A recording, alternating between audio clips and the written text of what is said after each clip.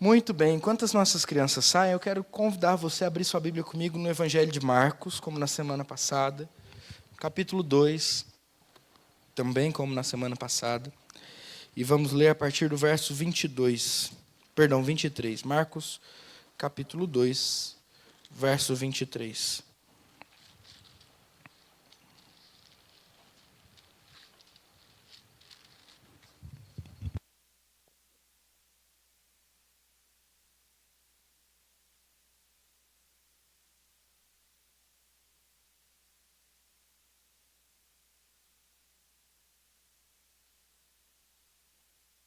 A gente vai ler do verso 23 ao verso 28. E depois, em algum momento, a gente vai ler os 6 primeiros versículos do capítulo 3, tá bom?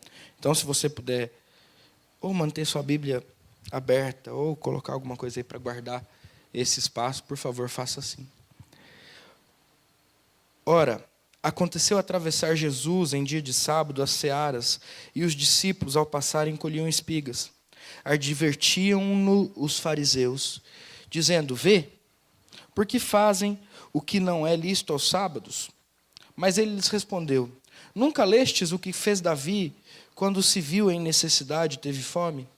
Ele e os seus companheiros, como entrou na casa de Deus, no tempo do sumo sacerdote Abiatar, e comeu os pães da proposição, os quais não é lícito comer, senão aos sacerdotes, e deu também aos que estavam com ele? E acrescentou: O sábado foi estabelecido por causa do homem, e não o homem por causa do sábado, de sorte que o Filho do homem é Senhor também do sábado. Até aqui, vamos orar? Pai, fala aos nossos corações, a nossa oração e o nosso desejo é para que nós sejamos profundamente transformados pela sua palavra.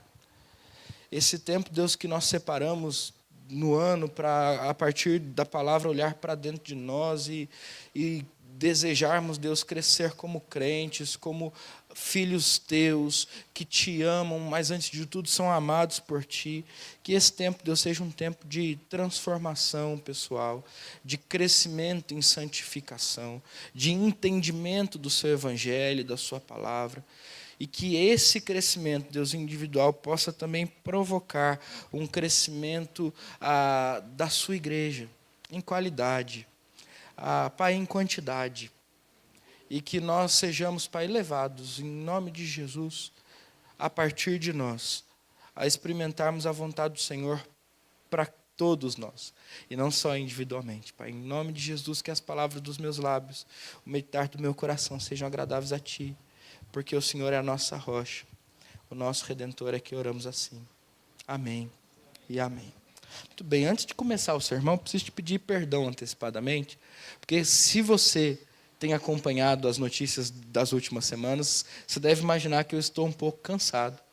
E aí, se você tem acompanhado o meu ministério nesses últimos 4 anos, 3 anos, 2 anos, sei lá, você está andando comigo há 6 meses, você já percebeu que quando eu estou um pouco cansado, eu fico ou um pouco acelerado, ou um pouco disperso. Tá? Se isso acontecer, me perdoa hoje. Tenha em consideração o fato de que, graças a Deus, a minha avó saiu da UTI hoje, mas depois de 1 semana e mais 3 dias, ela saiu do hospital, hoje. Depois de 1 semana e mais 3 dias internada na UTI, com um procedimento complexo para a idade dela, tá bom? E a gente estava lá contando com a oração de vocês, com a ajuda de vocês, mas eu estou cansado. Então, não leve em consideração o meu cansaço, por favor. Agora, o que você precisa levar em consideração? Eu disse a vocês na semana passada que durante esse mês de novembro e dezembro, a gente vai parar um pouco de falar sobre essa ideia de crescimento de igreja, para falar um pouco sobre a ideia do nosso crescimento pessoal. Não porque eu quero parar de pensar no crescimento da igreja, mas porque eu entendo que não dá para a gente crescer como igreja se a gente não crescer como crente. Não dá para a gente crescer como igreja se a gente não crescer como discípulos de Jesus, cada vez mais parecidos com Jesus, com a mente dominada pela palavra de Jesus, com o coração, o nosso coração sendo substituído pelo coração de Jesus, com a nossa vida deixando de existir para que a vida de Cristo exista em nós.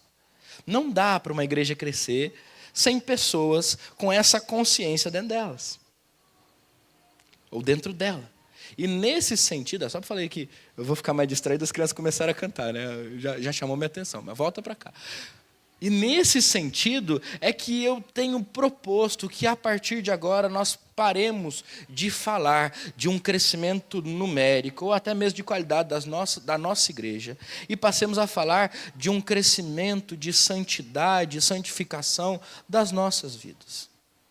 E aí é interessante porque quando a gente fala de um crescimento de santificação, de repente alguns de vocês já estão pensando numa pessoa sisuda, com um dedo pronto para te dizer, isso está errado e precisa ser corrigido. Isso está errado e precisa ser santificado. E aqui ninguém está querendo diluir os conceitos de certo e errado, tá bom? Mas eu estou dizendo para vocês que, para que nós entendamos o que de fato é o crescimento em santificação, nós precisamos dar um passo atrás para entender o evangelho do Senhor Jesus, a pregação do Senhor Jesus, porque não é a correção do apontar o dedo e do carimbar o certo ou errado que promove transformação nas nossas vidas, mas é o experimentar de uma vida de intimidade com Jesus que as Escrituras revelam, que é capaz de mudar em definitivo e completamente as nossas vidas, de modo que transformações definitivas só acontecerão se Cristo habitar dentro de nós. E é por isso que aí, intencionalmente, eu estou escolhendo textos do Evangelho. E é por isso que, intencionalmente, eu tenho dito a vocês que a igreja não é lugar de correção, mas a igreja é lugar de transformação. E que ninguém está aqui simplesmente para receber uma estrelinha quando acerta, ou teu nome numa listinha quando erra. Mas que a essência da vida cristã em comunidade é que nós estamos aqui para sermos transformados pela palavra, através da palavra, na comunhão dos santos. Entende isso? É importantíssimo que a gente entenda isso. Porque sem entendermos isso, nós vamos praticar uma comunhão esquisita, e às vezes até mesmo legalista, que nos leva a corrigir as pessoas sem nos preocuparmos com a transformação do coração delas.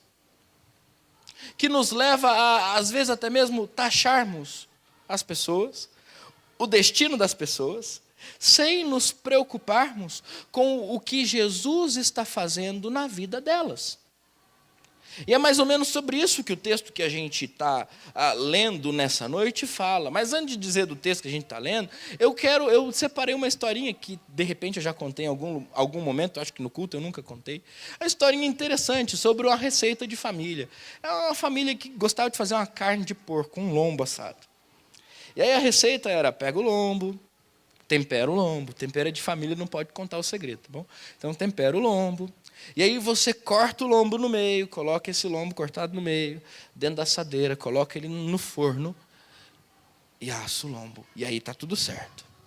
E um dia, uma menina estava aprendendo a receita com a mãe e falou assim, mãe, mas eu entendi a receita, eu sei os temperos, faz sentido. Eu só não entendo uma coisa dessa receita. Por que a gente corta o lombo no meio? A mãe pensou, eu não sei. Mas sabe uma coisa? Sua avó ainda é viva, ela mora aqui na rua de casa. A gente pode perguntar para ela, porque essa receita eu aprendi com a sua avó. E aí foram lá na casa da avó. Avó, então, sabe a receita do lombo? Tempera o lombo, deixa lá, corta o lombo. Por que a gente corta? Não sei.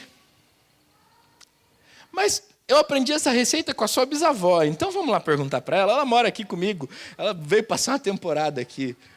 Chamo, mãe, vem cá. E aí a menina, Bisa, por que a gente corta o lombo daquela receita de família?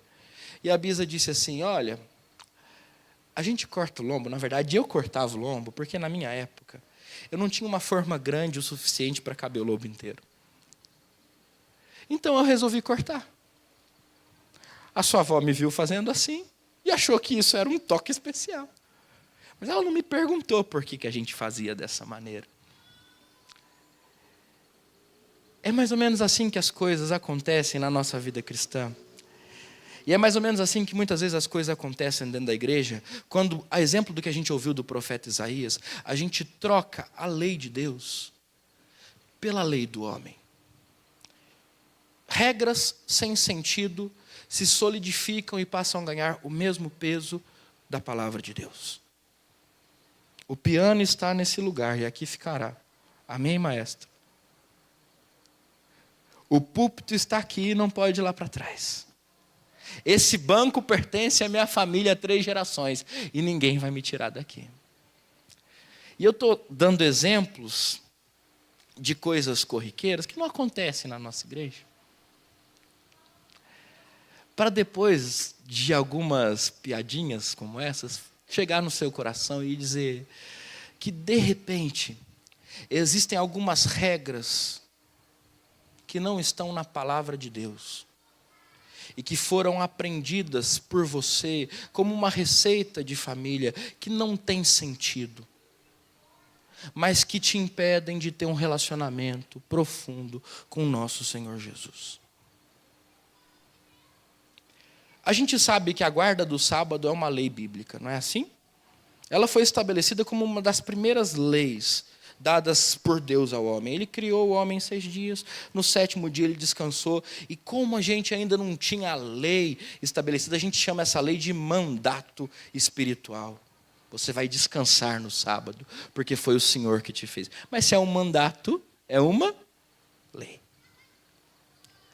Uma das primeiras leis que Deus deu ao homem, uma lei bíblica, a guarda do sábado.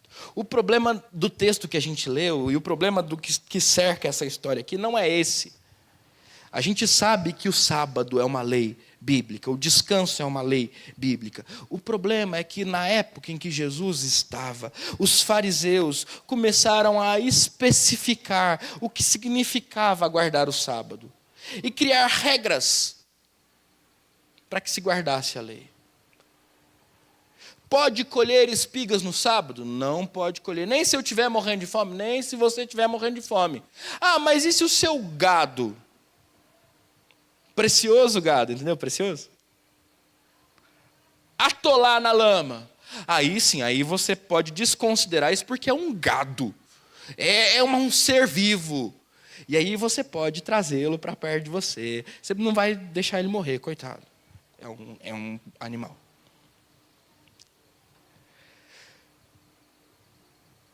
Posso dar esmolas no sábado? Não posso. Mas eu posso me deslocar para algum negócio? Aí você pode. Você pode. É um negócio assim que não dá para perder. Leis, ou melhor, regras, para ficar bem claro, criadas por homens, como nós lemos no profeta Oséias, para flexibilizar e até mesmo distorcer o cumprimento da lei bíblica. Quando a gente lê esse texto, a gente enxerga esse contexto presente aqui. E quando a gente se aprofunda um pouquinho na estrutura dele, a gente vê, primeiro, Jesus e os seus discípulos colhendo espigas no sábado. Eles precisam comer. Eles não vão passar fome. No entanto, o verso 24 aparece ou apresenta a nós os fariseus. E os fariseus começam a sua interlocução, a sua fala, dizendo, vê. E aí uma pergunta, que aos nossos olhos, no português, parece algo inocente, algo simplesmente eles só estão querendo saber por que é que isso está sendo feito. Mas quando a gente vai para a estrutura grega, aí não importa muito como é que fala, importa entender o que está acontecendo aqui. Essa expressão ver não é uma expressão não é uma interjeição, como no português, ou alguma coisa como o mineiro diz, olha só, vem cá. Sabe como o mineiro fala às vezes assim, né? Não tem nada disso. É uma expressão de reprovação. A pergunta que se segue, por que é que os seus discípulos estão colhendo aos sábados? É lícito colher espigas aos sábados? precisa ser entendida como uma expressão de reprovação da atitude dos discípulos de Jesus e do próprio Jesus. Então, quando os fariseus se voltam para Jesus, e aí tem uma segunda coisa muito interessante aqui em Marcos, porque se a gente lê esse texto em Lucas, e se a gente lê algo parecido em Mateus, a gente não vai ver os fariseus se dirigindo a Jesus. A gente vai ver os fariseus se dirigindo aos discípulos. Mas aqui os fariseus vão até Jesus. Porque para eles é Jesus que está descumprindo a lei. O mestre, com autoridade, tendo a sua autoridade questionada. E aí eles reprovam a atitude. Baseado no quê? Baseado nas regras que foram criadas, nos costumes e usos que se estabeleceram, naquela história de que não pode colher, mas eu posso desatolar minha vaca. Entendeu? E aí, se você entendeu muito bem isso, você precisa entender um pouquinho mais da profundidade desse sentimento de reprovação que fez com que os fariseus olhassem para o ministério de Jesus, para a maneira como Jesus ensinava os seus discípulos e o reprovassem. Quando a gente abre a nossa Bíblia, você pode abrir, você pode só me ouvir lendo, em Marcos capítulo 7, lê os versos 8 e 9, a gente escuta o Senhor Jesus dizendo o seguinte, a respeito desses homens: negligenciando o mandamento de Deus, vocês guardam a tradição dos homens. E diz mais: jeitosamente rejeitam o processo de Deus para guardarem a sua própria tradição. Vou repetir, porque essas não são palavras minhas, eu não peguei de um comentário bíblico, é o Senhor Jesus dizendo para os fariseus, que naquela ocasião estavam agora condenando Jesus, porque os seus discípulos comeram sem lavar as mãos. Olha que absurdo. Vocês estão negligenciando o mandamento de Deus para guardar a tradição dos homens. Vocês rejeitam a lei de Deus para guardarem a sua própria tradição. Isso é sério demais, meus irmãos. E a gente precisa começar a considerar, a partir do que Jesus está dizendo para os fariseus, e a partir da maneira como nós nos relacionamos com Deus, o quanto do que nós cremos é bíblico e o quanto do que nós cremos é fruto de tradições que humanamente foram alimentadas dentro de nós. Nós precisamos começar a entender o quanto do tratamento que nós damos aos nossos irmãos é bíblico e o quanto do tratamento que nós dispensamos aos nossos irmãos é fruto das nossas preferências pessoais, é fruto da nossa história, é fruto da nossa maneira de ver o mundo, que às vezes nada tem a ver com o texto bíblico. Ah, porque eu aprendi assim na minha igreja antiga. Ah, porque eu aprendi assim na minha família. Ah, porque eu aprendi assim com a vida. Porque eu me traumatizei com determinada história e a partir disso tudo vai ser assim, porque não dá para ser assado. Tendo mais valor do que a palavra de Deus, nos levando a negligenciar a palavra de Deus. E aí nós estamos criando regras para substituir a lei. Se você me permitir, a gente precisa começar a pensar também o quanto dessa imagem que nós temos de Deus é bíblica. E o quanto dessa imagem que nós temos de Deus é tradição. Completa um versículo comigo. Não cai um fio de cabelo. Como é que é esse versículo? Se quer, se Deus... Onde é que está esse versículo? Me diz. No Alcorão. No Alcorão. E sabe qual que é o problema disso? Que você está citando esse versículo como se ele fosse uma verdade bíblica. E que você está usando esse texto do Alcorão, e aí abra-se um parênteses, eu não quero desrespeitar os muçulmanos, eu só estou dizendo que nós somos evangélicos, e o nosso texto base, nosso livro-texto é a palavra, enganadamente achando que você está citando um texto bíblico. E aí eu dei um exemplo simples, tolo, besta, porque todo mundo, e até mesmo alguns pastores, já citaram isso de púlpito na empolgação. Tem aquele lá, não cai uma folha de uma árvore sequer. Esse tem, agora o fio de cabelo não tem. A pegadinha da prova veio. Se você fez o Enem hoje à tarde, você já sabe que na prova tem pegadinha. Né? Quanto da sua visão de Deus é fruto da sua história e não do seu conhecimento bíblico? Quanto da sua visão de igreja é fruto da sua história e não do seu conhecimento bíblico? Sabe o que tem acontecido nas nossas igrejas, e principalmente na nossa igreja? Porque eu estou dizendo principalmente, não é porque nós somos os piores nisso. Estou dizendo principalmente porque eu estou falando com vocês. Tá bom? A gente está achando que a nossa história tem mais valor do que o texto bíblico.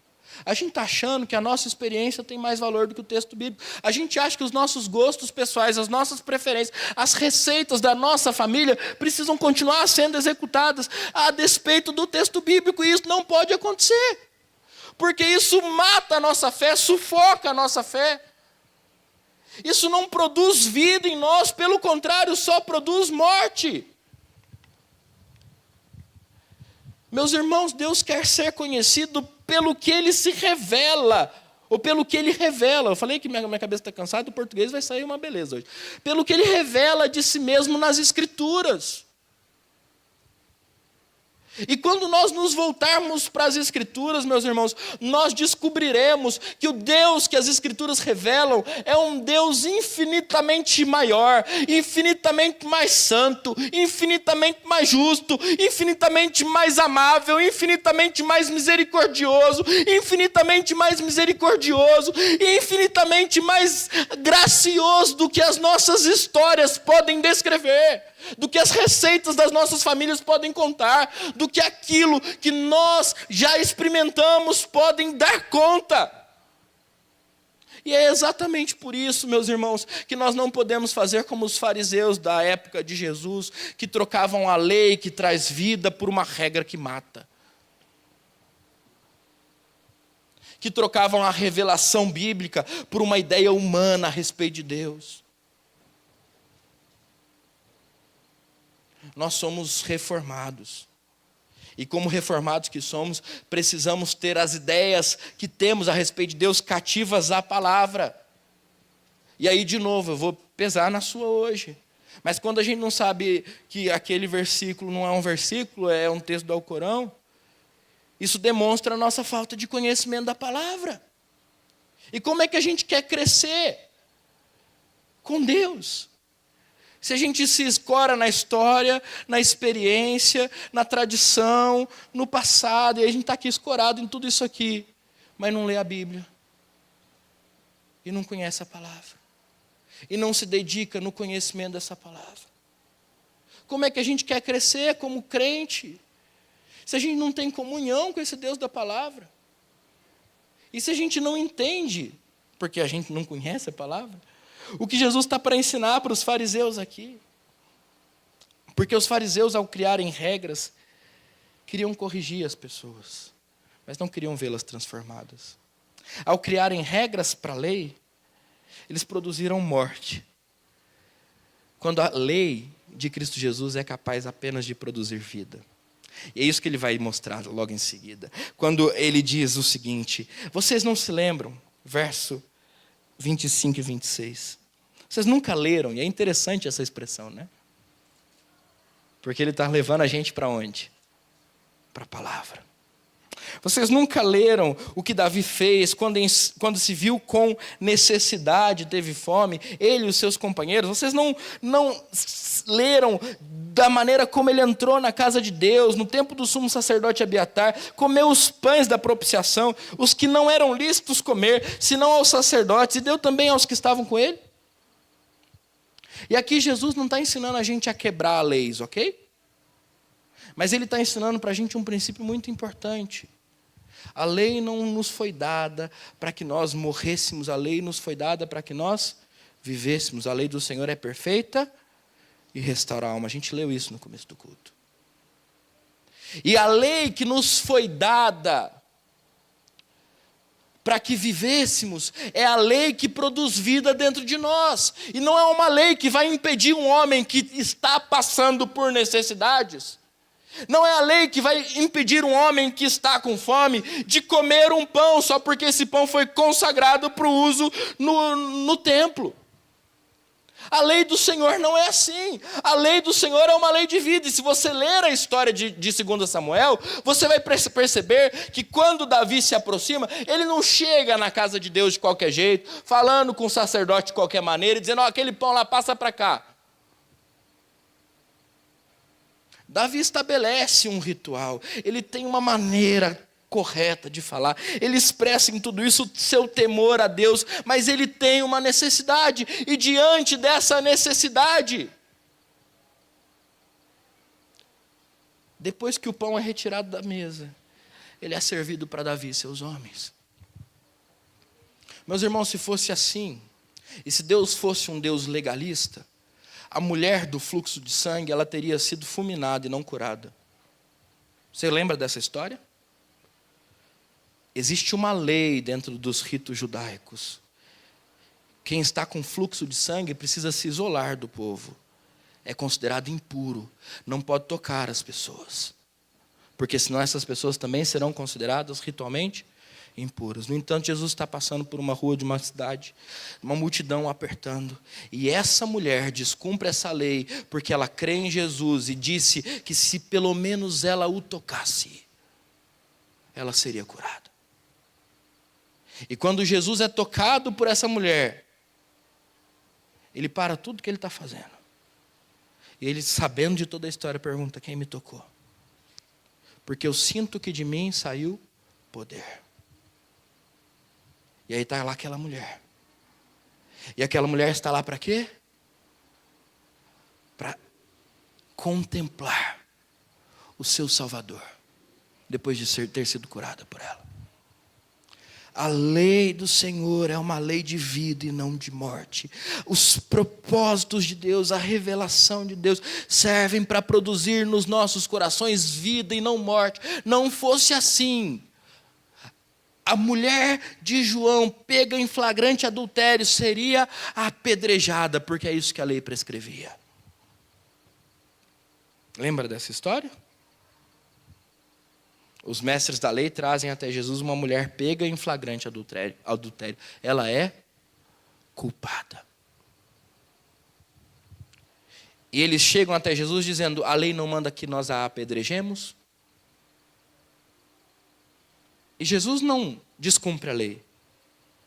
Ele simplesmente leva a lei até as suas últimas consequências.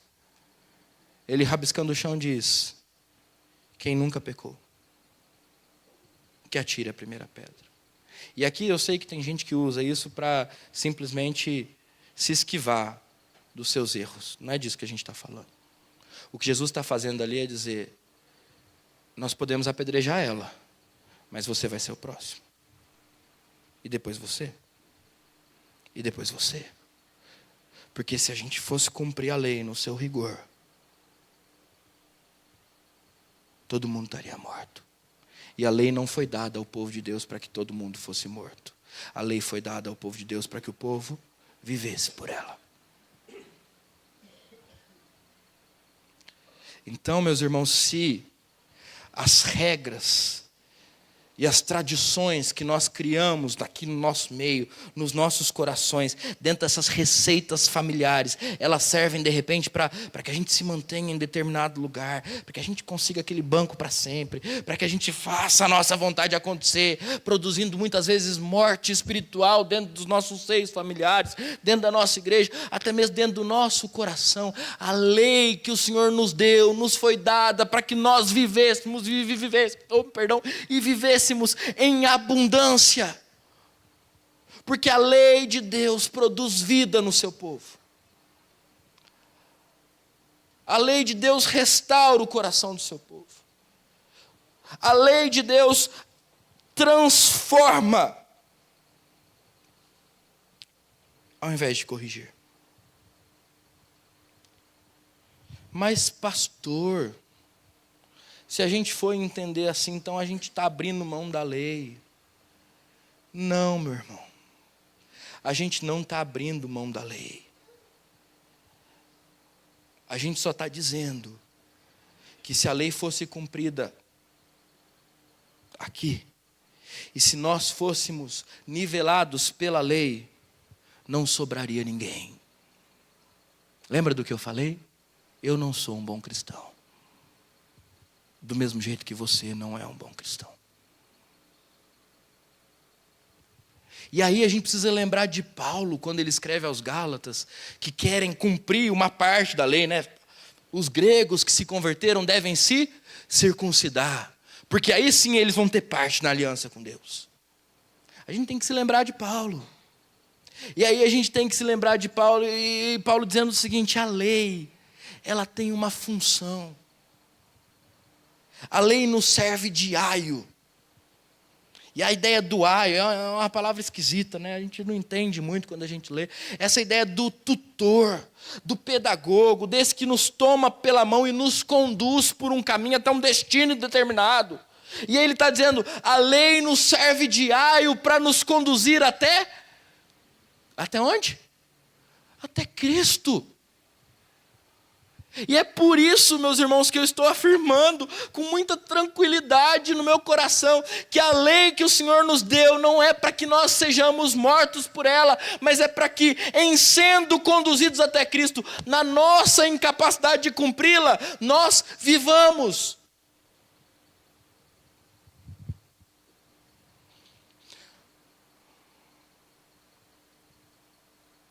E aí você está dizendo, mas pastor, o que isso significa no fim das contas?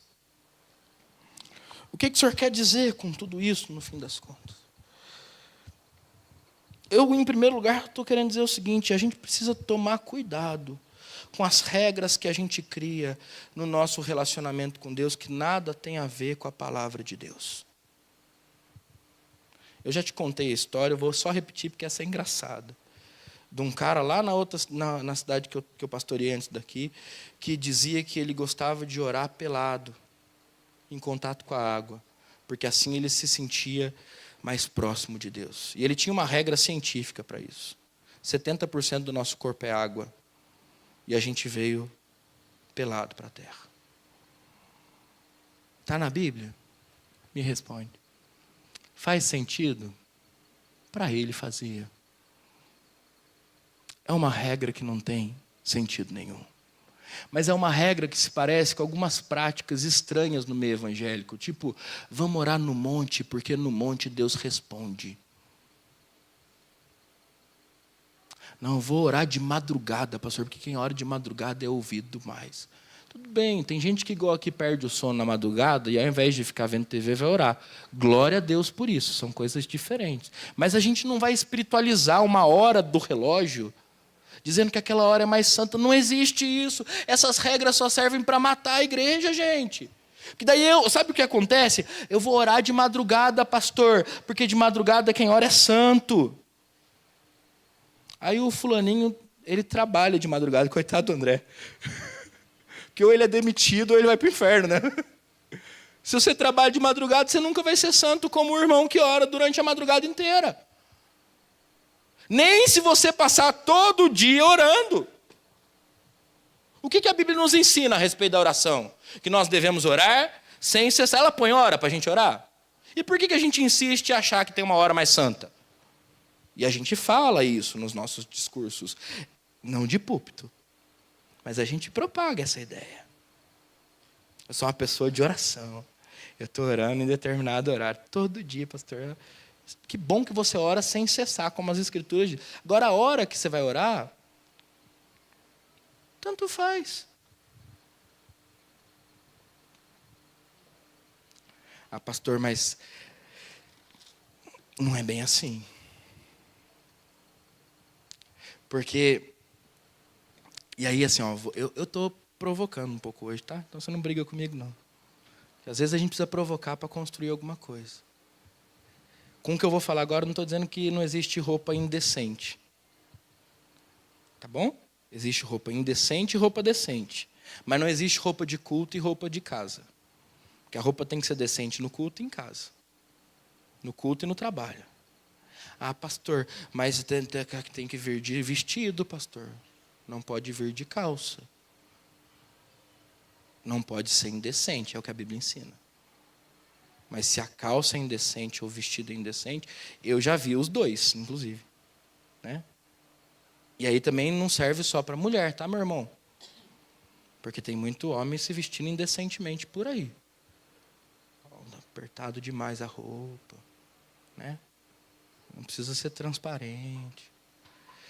Tem umas golas bonitas aí que eu nunca gostei, né? Eu gosto da gola careca, né? Que é aquela que... Aí tem a gola V, aí tem um V profundo, né? É tão indecente quanto. É que a nossa cultura, ela sensualiza muito mais o corpo da mulher, mas o corpo do homem também consegue se mostrar indecente, de diversas maneiras. Agora, é indecente, tanto aqui quanto lá fora. É alguma coisa que não dá para fazer na frente de ninguém, a não ser que você tenha segundas e terceiras intenções. Mas não tem roupa de culto e roupa de trabalho. Não tem roupa de culto e roupa de restaurante. É roupa de gente que serve a Jesus o tempo todo. Mas às vezes a gente põe regra na roupa. E essa regra faz o quê? Mata. E às vezes essa regra ainda é maldosa, porque eu não gosto do fulaninho ali que está vindo sem, como chama ali? Sem camisa social. E aí eu estou dizendo, tá vendo? Mas também, olha lá como que o Igor está vindo, está de gola polo. Ele divide e vê igual o Vitor, eu gosto do Vitor, que está de camisa social. Depois você dá uma olhada, os dois estão bonitinhos, tá? Mas tem esse detalhe. E aí a gente faz o quê com essa regra que a gente criou? Mata o Igor, às vezes até mesmo de propósito. Porque o coração do homem é uma fábrica de maldade. E o legalismo serve aos seus propósitos.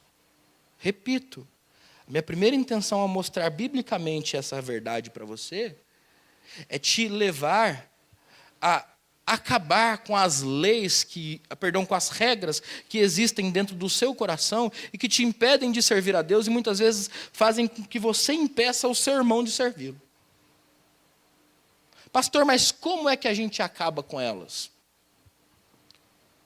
Nos liberando de todas as coisas, deixando de reprimir, né? Alguém vai dizer? Não. Conhecendo a palavra. Vivendo balizados pela palavra. Nos aprofundando no conhecimento da palavra. E praticando a palavra. E aí é simples, eu vou voltar no exemplo da oração. Não tem hora, só tem uma regra. Orar sem cessar.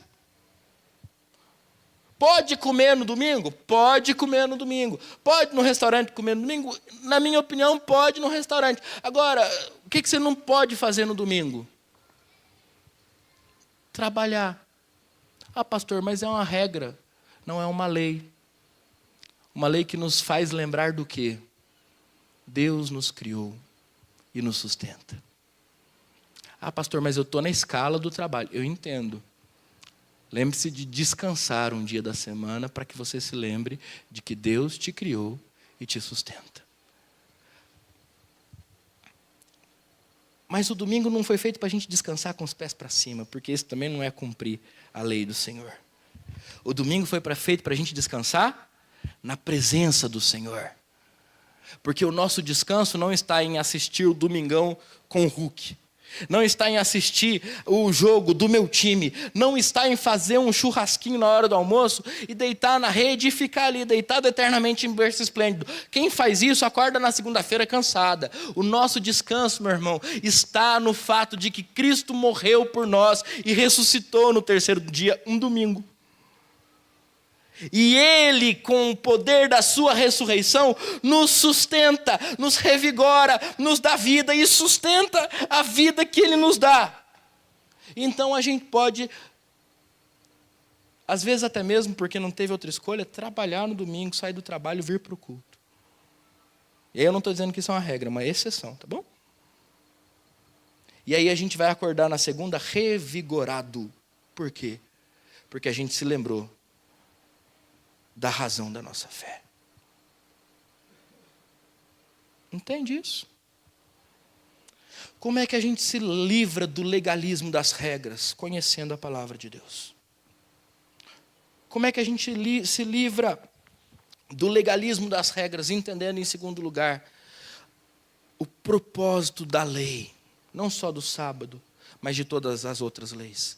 A lei nos foi dada como aio, tutor, para nos conduzir até Cristo. E a primeira coisa que eu tenho que fazer diante da lei é me dobrar diante de Deus e dizer: Senhor, me ajuda, porque isso aqui eu não estou conseguindo cumprir.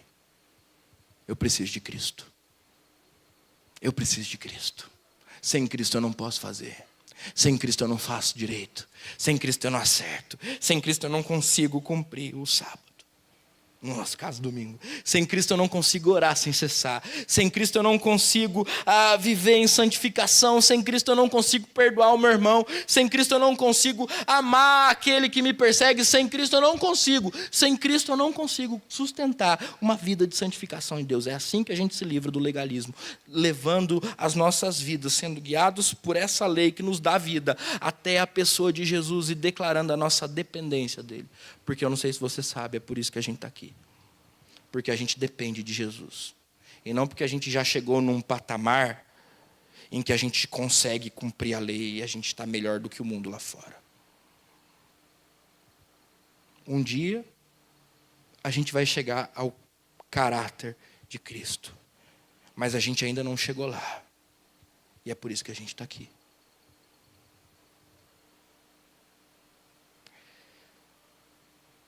Então, meu irmão, se deixar eu vou falar mais meia hora, então eu vou parar aqui. Eu queria te convidar nessa noite a conhecer o Deus que o Senhor Jesus nos apresenta nos Evangelhos.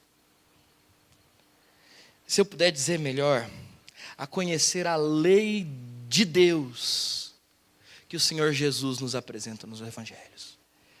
A lei que não é uma lei que produz morte, que corrige ou cerceia, mas é uma lei que produz liberdade, vida e impõe limites para que nós continuamos vivendo felizes para a glória de Deus. Uma lei que nos toma pelas mãos e nos coloca de joelhos diante da pessoa de Cristo, humildes, humilhados, quebrantados, dizendo: eu não consigo cumprir isso aqui, não consigo. E porque eu não consigo, eu preciso do Cristo que morreu na cruz por mim. E porque eu não consigo, eu preciso desse sangue me lavando dos meus pecados. E porque eu não consigo, e aí eu vou continuar. Eu não vou apenas entregar a minha vida a Cristo. Essa é a primeira coisa que eu vou fazer. Mas ao olhar para o meu irmão que também não consegue e convive comigo nesta comunidade, eu não vou julgá-lo. Eu não vou condená-lo. Mas eu vou perguntar o que é que eu posso fazer por ele, para que ele se aproxime um pouco mais do caráter de Cristo. Essa lei que nos humilha, que nos quebranta, que nos coloca de joelhos diante de Cristo, é também a lei que nos coloca de braços abertos ao lado dos nossos irmãos. Que nos desarma dos nossos julgamentos. Que nos impede de dizer que alguém que aqui está, não está apto para servir a Deus. Porque se o problema é que essa pessoa não cumpre a lei, então eu vou repetir as palavras de Jesus. Quem não tem pecado, que atire a primeira pedra. A igreja não é um lugar de condenação. Ela não é um lugar de correção. Nós não somos um sistema prisional que serve para corrigir as pessoas, como ele foi cunhado lá por Foucault. Nós somos um povo santo, transformado pelo Evangelho. E a igreja é um lugar de transformação. Então a minha oração é para que essa lei perfeita que restaura a nossa alma nos coloque de joelhos diante de Cristo, de braços abertos diante dos nossos irmãos. Nos transforme em pessoas humilhadas na presença de Deus e dispostas a servir umas às outras, para que nós alcancemos juntos o caráter de Cristo. Se eu não puder ir com você, não faz sentido ir sozinho. Porque Deus não trabalha com uma pessoa só. Deus trabalha com o povo. Deus não tem um cristão. Deus tem uma igreja. E a igreja é composta pelos cristãos. Eu oro para que Deus tenha te incomodado essa noite. E para que você abra mão das regras que você aprendeu durante a história. Para experimentar a vida que a lei de Deus nos oferece. Eu oro para que a nossa igreja experimente isso. E eu oro para que, a partir dessa palavra, nós desenvolvamos uma postura humilde e quebrantada diante de Deus e diante dos nossos irmãos, diante das nossas famílias, diante dos perdidos lá fora. Amém? Então eu quero orar com vocês. Senhor, nós te agradecemos, porque a lei do Senhor é perfeita e restaura a nossa alma. Os testemunhos do Senhor são fiéis e dão sabedoria aos simples. A palavra do Senhor é mais doce do que o mel. E em obedecê-la, a grande recompensa. Pai, nós te agradecemos nessa noite, porque a sua palavra nos lembra da preciosidade, do poder, do amor, da graça do Senhor impressa nesses livros ou neste livro que temos nas nossas mãos. Pai, como é precioso sermos guiados pela Tua palavra e pela Tua palavra somente. Ao mesmo tempo, Pai, em que somos libertos daquelas regras que não fazem sentido ou que muitas vezes estão contra a palavra do Senhor. Pai, por favor, faça dessa igreja, da nossa igreja, uma igreja de crentes que conhecem a Tua palavra, praticam a Tua palavra somente. Transforme, Deus, essa igreja, para que nós sejamos, dia após dia, um lugar de vida, vida que brota da sua lei, vida que brota da obra de Cristo, vida que brota da transformação que o Senhor tem promovido em nós e através de nós. Livra-nos do legalismo. Livra-nos, Deus, da acepção de pessoas que é fruto do legalismo. Leva-nos, Deus, à humildade que o Evangelho produz em nós. E ao amor, à compaixão, à misericórdia para com os nossos irmãos. Hoje e sempre, Pai. Em nome de Jesus. Amém. E agora, irmãos, que a graça do Senhor Jesus, o amor de Deus o Pai e as consolações ternas do Espírito Santo de Deus estejam sobre vocês. E sobre vocês permaneçam hoje e sempre. Amém e amém. Amém.